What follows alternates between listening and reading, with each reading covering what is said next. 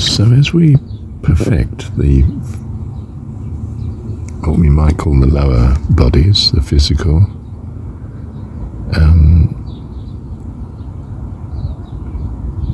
we feed more into perfecting the next level up. As that becomes perfected, we actually don't need the physical. If we choose to take it, it would be as you're on mission, you're sent, you know? The Eastern view is the avatar, you see? He doesn't need to be here in the physical. He's chosen to be here because that's how he's going to relate to and help the physical progress. Those that are still necessarily in the physical, because they have some building to do towards the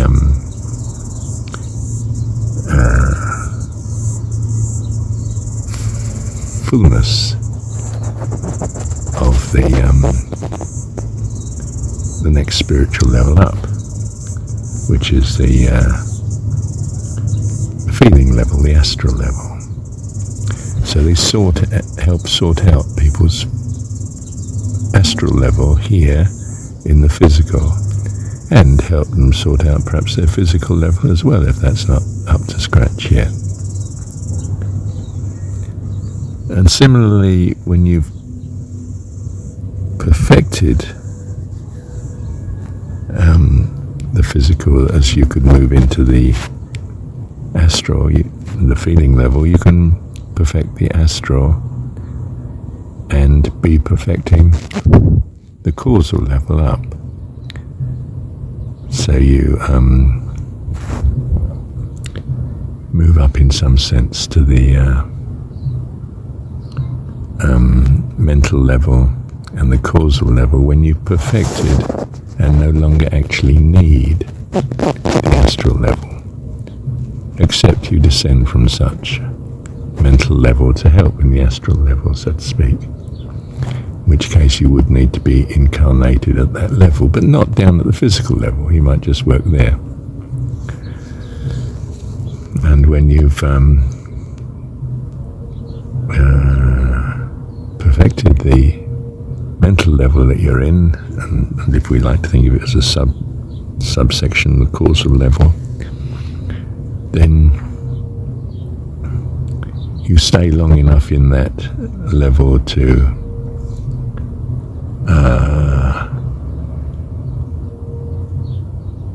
no, that's not quite right. You progress from that level to only needing the next level up, which is the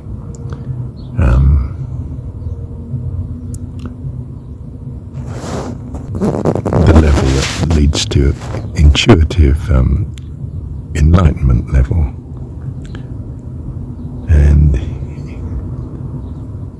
you are using the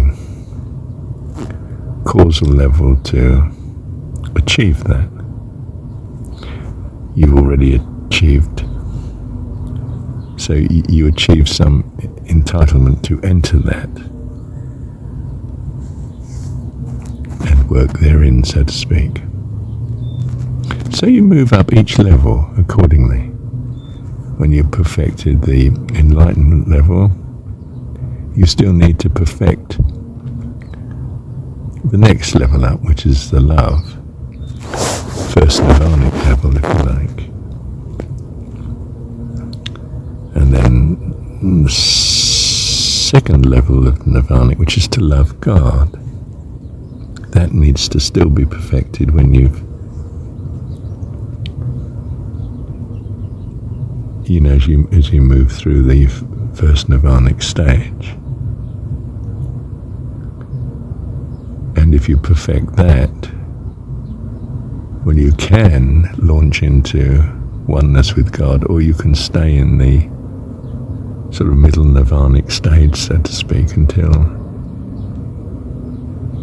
well, indefinitely, because you wish to be a friend of God, permanently.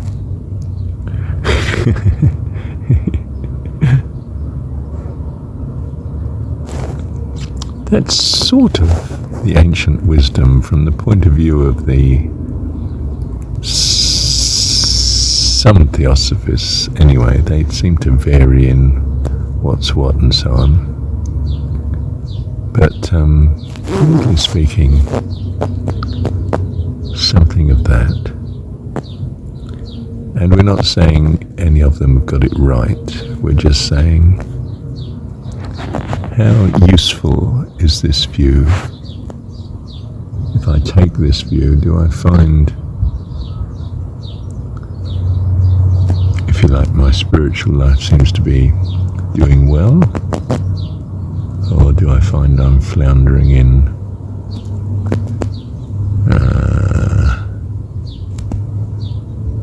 not really feeling it's doing much? I'm not saying this is truth. I'm saying this is an interesting story which may be of value for you to take on. But it may not be. There may be better stories. And one obvious contender is the simple gospel story, which is you're born again by faith in what Jesus says, which concerns the nature of God, because to come to know God is to have eternal life. And that's really what the karmic story is meant to be, illustrating or talking about. It's which one talks about it best from your point of view as regards your progress. What do you take to? Is it this explanation or another? Or is it essentially Hindu reincarnation view, or is it essentially Jesus story view? Is it a Zen view?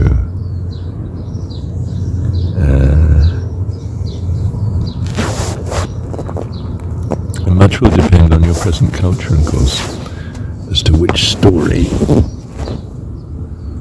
you find most tractable as regards,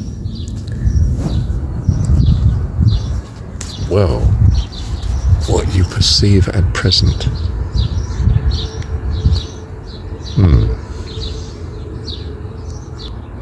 Look, the whole of being, as I understand it, and my view is thought. We are thoughts, if you like, in the mind of God, which is another story to say this is perhaps a helpful way of thinking of it. And therefore, which individual story you take may well depend on circumstances that you find you are in at present. You know, if I'm brought up a Muslim, no way could I take to, for argument's sake, I don't know, Buddhism, say, because Buddhism doesn't have, the religion doesn't have a God, you know, so it'd be difficult for me to find perhaps much assistance in taking that view, that thought pattern. It would be alien to what I'm used to handling. Just as I personally think that the Jesus story actually is alien to now the Christian religion. A Christian can't take to it, even though it's a major chunk of his scripture.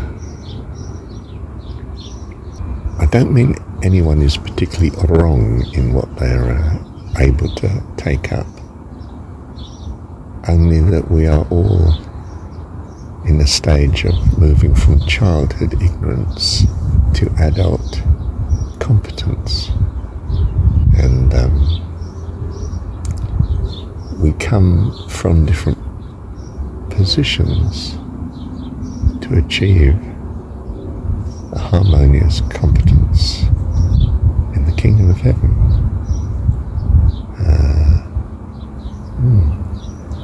things are helpful according to where we are at present.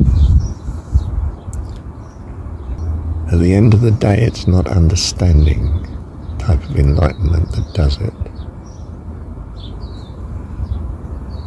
It's actually being, having achieved a certain competence and state of being. You will not need the path, the transport once you've arrived.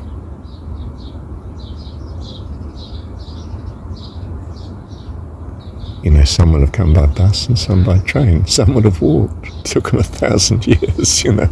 I mean, others got there by, for argument's sake, miraculous projection, you know. Whatever it is, it has to be a way that brings them from an inharmony to a harmony. In that sense, there is no other way, because you need to be in harmony to be an adult in heaven. And the child doesn't start from that position. The harmony is more one of incompetence than adult competence and contribution. The child is adorable, but innocent of their incompetence, put it that way. It was thought, especially I think in, or at least formal Buddhism would lead you to think in the Buddhist religion, that enlightenment was understanding, an advancement of knowledge to the point of wisdom, but wisdom that didn't embrace, say, the Bodhisattva vow to its completion, would not be full wisdom really. It would be a limitation of the ego to self. You know, the Bodhisattva was supposed to take the vow that he's not going to enter heaven until he knows everyone else can, which is a problem if the Buddhist has got it wrong and there are new children being created continuously. He's going to wait forever. Well, perhaps that's good. Perhaps he's in effect a friend of God by achieving such. But really, if he's at that enlightenment stage, he's something above simple mental causal enlightenment. He's moved to a stage where his ego is embracing the welfare of others. The epitome of such is God himself, of course. You're loving all things, you are loving God. Loving God. The thing to remember is that we're experiencing at each level. It's not that you don't have, you know, a nirvanic body at present. I think you do. You probably don't agree with other people on other theorizers on this point, that I think that we get flashes of help from such too, and we contribute to such, even down at the physical animal level of nature, so to speak. We are contributing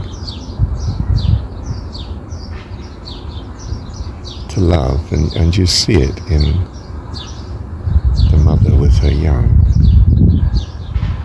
and the care of the male duck with the female, so to speak, you know. That's something that is developed already on the nirvanic plane. albeit fleeting only at certain times of the creature's life, you know? But it's there.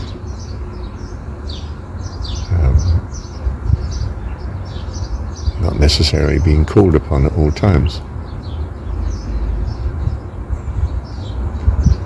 So what we're doing, what we choose to do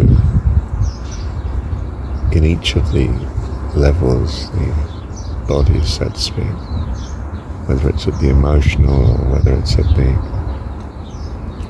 intuitive level or causal or whatever, is contributing to the other bodies as well. They are each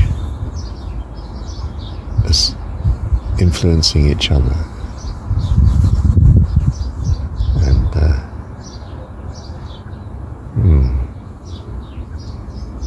as I perfect one of what we might call the lower bodies, like the physical and then the emotional and then the mental and causal and so forth, I don't need to have such bodies from then on, but I may choose to have such bodies because I wish to help in that field. Do you see? I may come as an avatar at whatever level.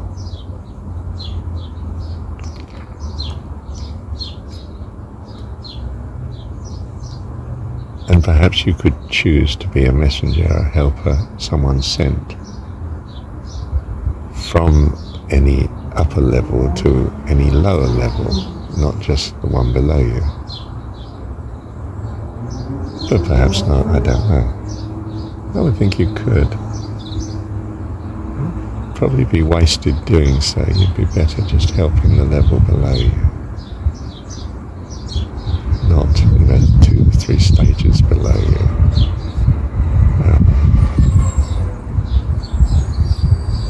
You're more suited in teaching what you've just learned, you know what I mean? Rather than what you learned long before that. You know how when you're at university, the last thing you want is a brilliant professor teaching you. And unless he happens to be a brilliant teacher who can come down to your level and know what sort of problems that empathize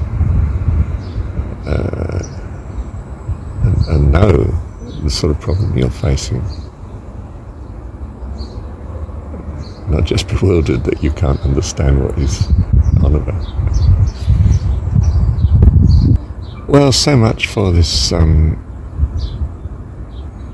particular view, especially emphasized in Eastern religion like Hinduism and Buddhism and so on, come close to it,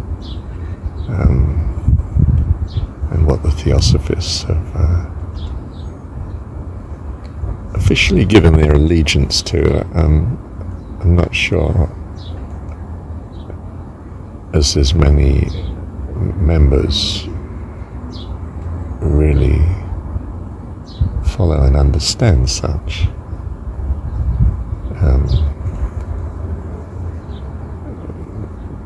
Probably many of them understand it less than I do. I don't know. It's probably my arrogance too, but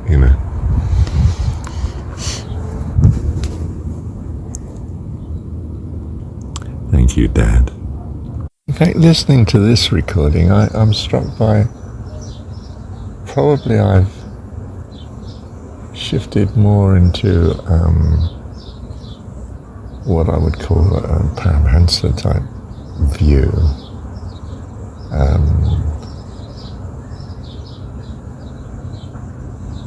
He has the notion that his guru, Sri Yukteswar, after his passing from here, physical world, went on to an astral planet, a place of just astral beings, but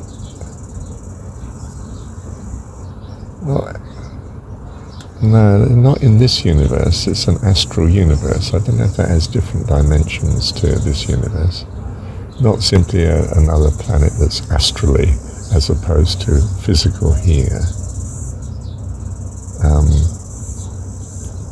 Whether the two are superimposed on each other, I don't think so. I think that their view is that the astral universe is far bigger than the physical universe, but with astral planets and so on and so forth. I mean, when you first read it, it seems so fanciful to, say, Western secular thought that you just, I just didn't run with it. I just thought, well, I'll leave that till later. But I am interested in what Paramhansa says, because his book is incredibly uplifting. One of the most, if not the most significant book I've ever read. I think it is hard to say, isn't it, but astonishing. The autobiography, I think, of Paramhansa. But yes, I think his view has coloured my view of what the Theosophical Society's view might be. I'm thinking in terms of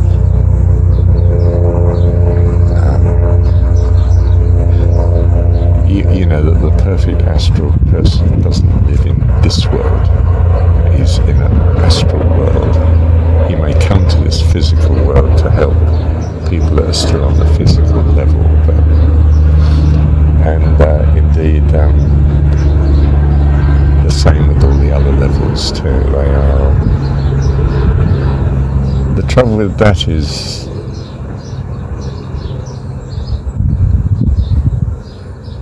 slight concern how you have an astral nature whilst you're in a physical world. Why aren't you all physical here and all astral when you're there?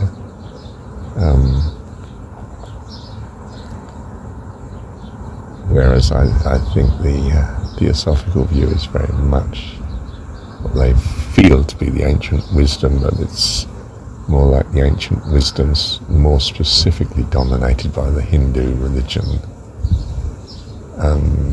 which is that you have all bodies simultaneously and you're working on them. I must say I am drawn to that explanation more than others.